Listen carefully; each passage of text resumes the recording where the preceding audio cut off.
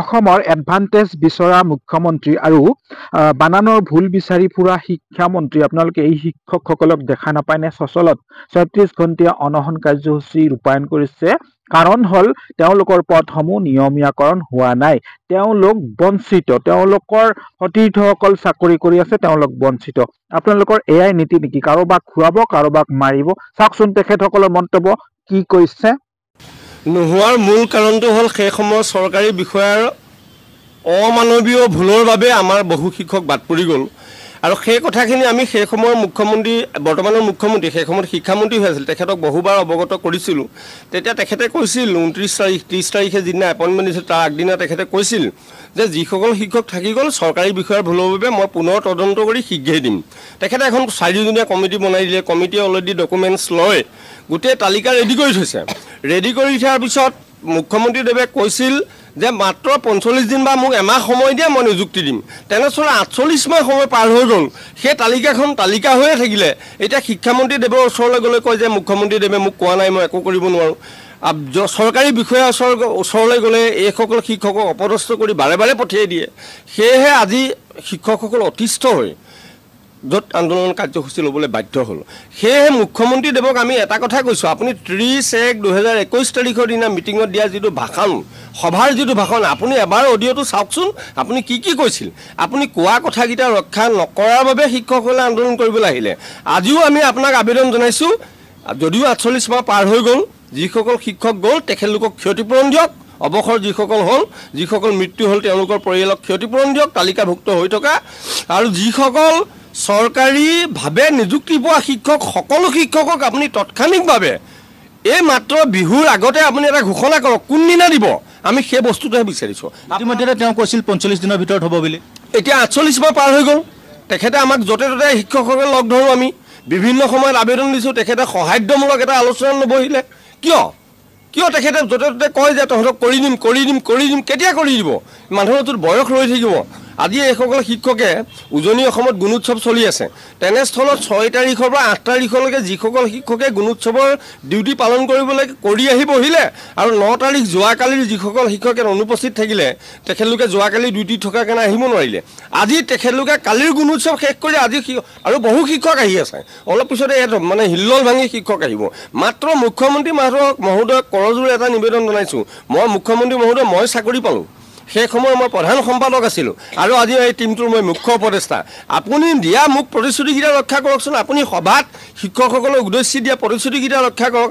আৰু আপুনি মই অহাৰ কাৰণে বেয়াও পাব নালাগে।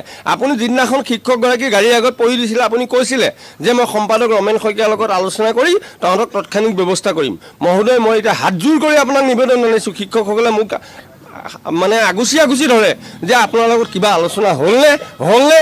সেয়েহে মুখ্যমন্ত্ৰী মহোদয়ে 45 মাহৰ ঠাইত আজি 48 মাহ পাৰ হৈ গ'ল, 45 দিনৰ ঠাইত আপুনি মাত্ৰ এতিয়া কোনদিনা দিব? আজিৰ ভিতৰত আমাৰ লগত এটা আলোচনাত মিলিত হওক, আমাক মাতি নিয়ক। আমাৰ গোটেই শিক্ষকৰ লগত আপুনি কথা পাতিব নালাগে, 10জন প্ৰতিনিধি বৰ্গৰ লগত আপুনি আলোচনাত মিলিত হওক। কেতিয়া সমস্যাটো সমাধান কৰিব শেষ এটা উত্তৰ দিয়ক। আপুনি যিহেতু আপোনাৰ চাকৰি নিয়মীয়াকৰণ হ'ল, এতিয়া আপুনি যিহেতু তেওঁলোকৰ সতীৰ্থসকলৰ সৈতে একেখন যুঁজত এতিয়া নামি পৰিছে, আপুনি কিছু সময় পূৰ্বে এটা ঘোষণা কৰিছিল যদি প্ৰয়োজন হয় আপুনি আপোনাৰ চাকৰি ত্যাগ কৰিব বুলি। মই এইসকল শিক্ষক সেই সময়ত মোৰ লগত যুদ্ধাৰু আছিলে, তেখেতলোকে মোৰ লগত ইমান সহযোগ কৰাৰ পিছত মই আজি চাকৰিটো পাই শান্তি পাইছোঁ জানো? তেখেতলোকে কান্দি আছে। সেইকাৰণে মোক মুখ্যমন্ত্ৰী মহোদয়ে মঞ্চত প্ৰথম যিখন এপইণ্টমেণ্ট লেটাৰ দিছিলে সম্পাদক হিচাপে, সেই এপইণ্টমেণ্ট লেটাৰখন বাইণ্ডিং কৰা আছে, সেইখন মই লৈ আনিছোঁ আজি। মুখ্যমন্ত্ৰী মহোদয়, মই এতিয়া ইচ্ছাৰে স্বচ্ছলৰ এই পবিত্ৰ স্থানৰ পৰা ঘোষণা কৰিছোঁ, মোৰ নিযুক্তি পত্ৰখন যদি আপুনি এখেতলোকক চাকৰি নিদিয়ে, আপুনি ক'ত ঘূৰাই ল'ব ৰাজহুৱা স্থান এটা ঠিক কৰক, মই তাত ঘূৰাই দিবলৈ আজি সাজু হৈ আহিছোঁ। আৰু আপুনি কৈছে যে চৰকাৰী যিসকল বিষয়া আছে এতিয়া তেওঁলোকৰ ওচৰত গ'লে অপদস্থ কৰে, ফাইলটো ঘূৰাই থাকে। কোন বিষয়া আৰু ক'ত হৈছে এইবোৰ? একমাত্ৰ অনুজা ভূঞা নামৰ এগৰাকী বিষয়াই আমাৰ ফাইলটো টিপা মাৰি ধৰি থৈছে। তেখেতলোকে ঘূৰাই পকাই তাতে ফাইলটো ৰাখি থয়। সেই বিষয়াগৰাকীৰ ওপৰত মুখ্যমন্ত্ৰী মহোদয়ৰ সাহস হ'বনে তদন্ত কৰিবলৈ? এইসকল শিক্ষক বাৰে বাৰে যায়, তেখেতে অপমান কৰি ঘূৰাই পঠায়। আমাক ৰিক্সাৱালা ঠেলাৱালা নিচিনা ব্যৱহাৰ কৰে। হয়, এজন শিক্ষক ৰিক্সাৱালা ঠেলাৱালা হ'ব পাৰে নেকি?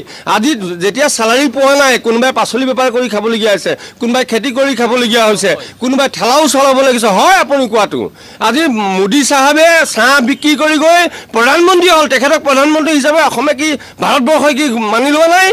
আমাক DLEDৰ ফুল মিনিং সোধে তাৰপিছত আমাক সোধে আপুনি কি কৰে আপুনি এই নতুন চোলাটো ক'ৰ পৰা পালে আপুনি কি আপোনাৰ ল'ৰা ছোৱালী কেইটা আপুনি কি কৰি আছে এইবোৰ বিভিন্ন ধৰণৰ প্ৰশ্ন কৰি পেলাই আমাক অপমান কৰাৰ নিচিনাকৈ কৰি পেলাই আমাক এই বিষয়ৰ পৰা আঁতৰাই পেলাই পঠিয়াই দিয়ে আৰু কৈছে মই নথকাহেঁতেন এই চেয়াৰত মই নথকাহেঁতেন অন্য এজন মানুহ যদি বহাহেঁতেন কেতিয়াবা আপোনালোকৰ চাকৰি হয় মই কেতিয়াও আপোনালোকক চাকৰি নিদিওঁ এনেকৈ কথা নকয় অফিচত একো নাজানো বুলি কয় যে এইবিলাক একো নাই তোমালোকৰ চাকৰি নহ'ব নহয় এনেকৈ কয় আমাক গেলে কয় যে তোমালোক ঘৰলৈ যোৱা ঘৰত কাম কৰা কি ল'ৰা ছোৱালী আছে এনেকৈ কয় বাৰে কয় যে এইবিলাক নহ'ব তোমালোকৰ মানে আমি সেনেকৈ হতাশ হৈ গুচি আহোঁ বাৰে আহি ইয়াত কি লাভ হ'ব তোমালোকৰ বেয়া লাগি যায় আমাৰ কেতিয়াবা কান্দো কয় যে ঘৰত গুচি যোৱা এনেকৈ আহোঁ কেতিয়াবা আৰু যাওঁ আৰু আহোঁ এনেকুৱা কৈ আমাৰ চলি থাকে আমি যেতিয়া লগ কৰিবলৈ গৈছিলোঁ আমাক সুধিছিলে আপোনালোকে তাঁত বব জানে নাই তেতিয়া আমি কৈছোঁ জানো আমি গাঁৱৰ মানুহ হয় তাঁত বব জানো বাইদেৱে কৈছে যে আপোনালোকে তাঁত বওক